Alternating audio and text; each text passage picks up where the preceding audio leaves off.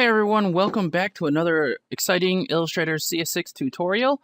And in this tutorial, we're going to learn how to duplicate objects because there's a few different methods that we can use, and knowing all the methods is awesome. So what a duplication is it takes your exact object that you have selected and it's going to make an exact copy. Everything that has to do with the object is going to be copied or duplicated. So even the stroke, the fill, the size, everything. All right. So the first thing you need to do is have your selection tool selected. And I'm just going to go ahead and select an object. Now the first way and the easiest way is to hold down the Alt key, or it's the Option key on a Mac, and you're going to just drag. Hold down Alt. You can see that the icon or the cursor turns into like a double arrow. Just click and drag and set it down, and that's how to duplicate quickly and easily. Now, another method is the copying and pasting method. So if we go up to our Edit menu, we can go to Copy, which is Control C, and then we can go up here again and we can go to Paste. And it's just going to paste this object in the middle right as a duplicate. Since I already have this copied, we can try these other ones. Paste in front is going to paste that in the same place, but in front of the object you just had. Actually, let me redo that real quick, and then I'll drag it off so you can see that there is a duplicate. Okay. And then we have paste in back, which is going to paste it behind.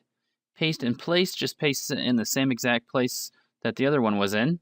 And paste in all artboards just pastes it on every single artboard that you have. So that's the copy and pasting method. And all the hotkeys are the same as they would be for copy and paste. So Control C, Control V if you want to do it real quickly, like that, saves time. And then the last one that I can show you on the single artboard is using your keyboard. So if you hold down Alt and press your key or press one of your arrow keys, you can see that it moved a little. And now if you look, I have two separate stars, and they're the exact same. Now if you hold down Alt and you press your key a few times, you get this shadowy looking effect. But all it is just a whole bunch of duplicated stars. So that's not what you really want. You can see how many times it duplicated it. So if you think you're trying to create a shadow effect by doing it that way, it doesn't work. It just creates a whole bunch of stuff, and there's better ways that you can do that. Now, if you are working in a different document or in two separate documents, and you want to duplicate an object from one document to the other, so I want to bring this this polygon over to the other document. Just set up your documents so that they're side by side. Click on your object, bring it over, and just drag it over and it'll duplicate it. I'm just going to get out of here. So those are your methods that you can use for duplicating, and they're all really easy, but you need to know them. And I'm going to show you a more advanced duplication, and this is called duplicating using an offset. So go ahead and make sure you have the selection tool selected again. Select your object. You're going to go to the object menu and you're going to go to Path, Object, and then we're going to go to Path. And the next thing we're going to go to is Offset Path. Now we've got a set of options that we can mess with. You can enter the distance that you want it to be offset, and let's do 30 here, so we can see it a little better. And then the next thing is called joins. And we've got a couple options. We got miter, and this is basically just the bend style. So we've got pointed, we've got round, or we've got bevel. Miter is pointed, round is circular, and bevel is square cornered. So we're going to go with miter because this is a star and we want it pointed.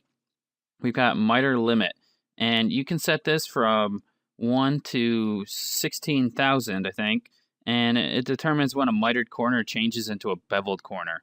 And when you have a low number in there, it creates a more beveled corner, and when you have a high number in there, it creates a sharper corner. So I'm just going to do something like 100, and I can hit preview, and you can see what it does now. Now, if I uncheck preview, it goes away, but this is what it's doing. If I do an offset of 0, it's going to create this as an exact duplicate, but I can create something like 10, and this is how you create things easily within another object as well.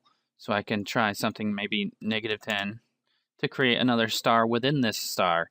And then I'll show you the different joins here. We've got round, and you can see that it made the star a little bit more rounded, and now we've got bevel, and it made it have a couple extra points in here to make it a little different. Let's go to miter, and then I'll basically mess with this miter limit for you real quick. If I put it to 0, you can see that it changed it basically to a bevel, and I put it to a 50. Looks pretty good on 50, what it normally would be. 100, there's 100, and if I put it to 16,000, you can see that it added in a couple extra points that were not needed really.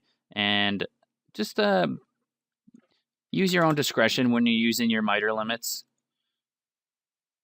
And that's pretty much it. You learned how to duplicate an object, and you learned how to duplicate an object with the offset button.